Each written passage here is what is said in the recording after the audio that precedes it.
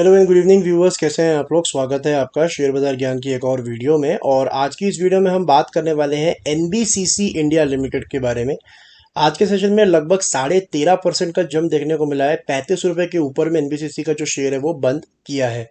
तो पहले तो हम ये देखेंगे कि इसके पीछे कारण क्या है, क्या रीज़न है जिसकी वजह से इतना एब्रप्ट मूव जो है ऊपर की तरफ देखने को मिला है।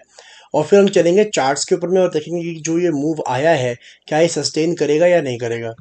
तो अगर वो चैनल पे नए हो तो आप चैनल को प्लीज़ सब्सक्राइब कीजिए ताकि आपको रोज आने वाली वीडियोस लगातार मिलती रहे।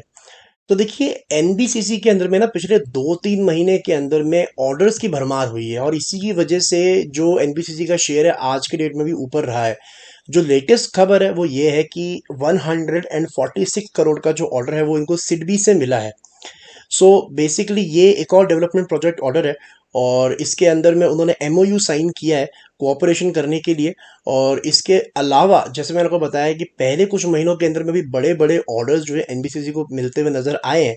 तो उसके अंदर में भी अगर आप देखेंगे, कोई 500 करोड़ का ऑर्डर है, कोई 350 करोड़ का ऑर्डर है। ऐसे यहाँ पे आप देख सकते हो कि 350 करोड़ का ऑर्डर इनको Motilal Nehru national institute of technology के अंदर में मिला है मैनेजमेंट कंसल्टेंट के लिए। तो इनके अलग अलग तरीके के काम है, पीएमसी भी ये करते हैं, साथ में कंस्ट्रक्शन भी करते हैं। और अराउंड 15-20 डेज पहले एक और इनको ऑर्डर मिला था 500 करोड़ का। ये देखिए न्यूज़ आपके सामने है कि एक मेडिकल कॉलेज का कंस्ट्रक्शन करने के लिए इनको 500 करोड़ का ऑर्डर मिला है। सो बेसिकली हुआ ऐसा है कि 31 मार्च क्योंकि पास आ रही है, अब 2 दिन रह गए हैं, ईयर एंड होता है, क्लोजिंग करनी होती है बुक्स की। तो बहुत सारी ऐसी सरकारी या फिर और भी कंपनी ऐसी होती है जिनको अपने ऑर्डर्स जो है देने होते हैं साल खत्म होने से पहले। तो यही रीज़न है कि एक के बाद एक जो है ऑर्डर्स इनको मिले हैं। और जो स्टॉक के अंदर अगर आप देखोगे तो जो मूवमेंट आई है वो अब जाके आई है, लेकिन इतने पिछले टाइम से नहीं आई। So it is just an aggregation. बहुत सारा जब ऑर्डर आपको मिल रहा है बार बार बार बार बार, तो उसके बाद में मार्केट ने आज इस पर रिएक्शन दिया है और 14% ऊपर जो है शेयर आज बंद हुआ है। So what does it mean for the share, क्या इससे बहुत कुछ चेंज हो जाता है शेयर के अंदर में। देखिए पिछले एक साल में तो कोई रिटर्न दिया नहीं एनबीसीसी ने। आज का 15% का 14% का अगर आप मूवमेंट पकड़ भी लो, तभी भी ईयर ऑन ईयर अगर आप देखोगे तो 3.5% नीचे ही है share. So the issue with NBCC is that इसके अंदर में ना एब्रप्ट मूव्स बहुत आते हैं। I think it is a very good share, लंबे समय के लिए अगर आप रखोगे तो कभी ना कभी तो चलेगा। लेकिन प्रॉब्लम इसके अंदर सस्टेनेबिलिटी की है, इसके अंदर में प्रॉब्लम मूव्स की नहीं है। अगर आप दिसंबर 2022 के अंदर में अगर आप ये वाला एरिया देखोगे तो यहाँ पे भी एनबीसीसी ने with in a matter of 7-8 days 20% का मूव दिया है। आज एक ही दिन में 15% का मूव दिया और इसके 15% के मूव के जो सिलसिले में पिछले 7-8 दिन के हाई जैसे निकाल दिए एक ही बारी के अंदर में।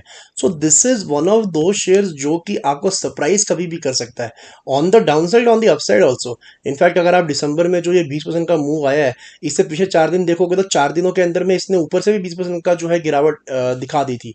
सो it is a fluctuating stock, काफ़ी फ्लक्चुएटिंग स्टॉक है।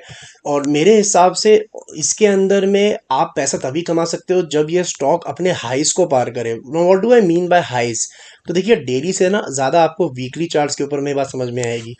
तो ये वीकली चार्ट्स आ गए एनबीसीसी के। इसके अंदर मैं कोई एवरेज और बाकी चीज़ों के बारे में बात नहीं करने वाला। एक सिंपल सी चीज़ है कि 2021 से अगर आप देखोगे, जो 2020 के बाद में जो इसके अंदर में मूव आया है, कोविड के गिरावट के बाद भी जो स्टॉक दोबारा चलना शुरू हुआ है, अपने प्री कोविड लेवल से तो ऊपर ये स्टॉक निकला कुछ टाइम के लिए। लेकिन एक बार जो उसने ये 2021 के अंदर में यहाँ पे जो हाई बनाया है ना, उसके बाद में लगातार ये लोअर हाईज जो है बनाता आ रहा है शेयर।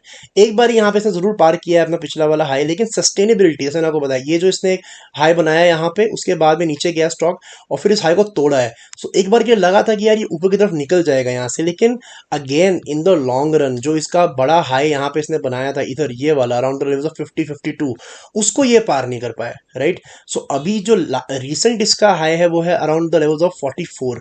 तो 44 से अब ये इंपॉर्टेंट है कि अभी ये जो 35 रुपए का लेवल है, क्या ये अल्टीमेटली 44 तक जा सकता है, क्या है 44 को पार कर सकता है, फिर एक टेम्परेरी एक और एब्रप्ट मूव है।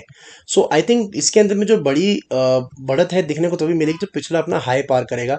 फिलहाल के लिए आई थिंक इमीडिएटली इसको जो पार करना जरूरी है, that is the level of 38.55, 44 तो उससे भी ऊपर है। सो जो रीसेंट इसका रेजिस्टेंस बन के आता है वो ये बन के आता है।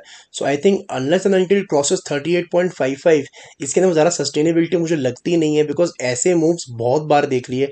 कई बार ऐसे स्टॉक्स होते हैं जो आपको बार बार रे ऑफ होप देते हैं, बट एनबीसीसी के स्टॉक के पर्टिकुलरली अंदर मैं ये बोलना चाहूँगा कि जब तक आपको श्योरिटी ना हो जाए तब तक इसके अंदर में हाथ नहीं डालना चाहिए, बिकॉज ऐसे ऊपर नीचे फ्लक्चुएटिंग मूव्स बहुत बार ये दे चुका है।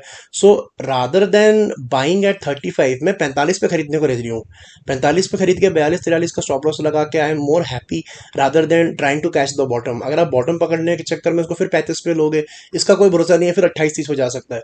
ऑर्डर्स इसको मिल रहे हैं, रेवेन्यू कंपनी कमा रही है, लेकिन बात आ जाती है लॉन्ग टर्म सस्टेनेबिलिटी के ऑन द चार्ट्स, जो कि अभी तक दिखने में नजर नहीं आ रही है। सो दोस्तों ये था मेरा video on NBCC for today. I hope आपको लेवल्स जो है वो समझ में आ गए। कोई सवाल है आपका तो आप कमेंट सेक्शन में डाल सकते हैं। मैं मिलूंगा आपसे अपनी अगली वीडियो में, तब तक आप अपना ख्याल रखें and all the best guys.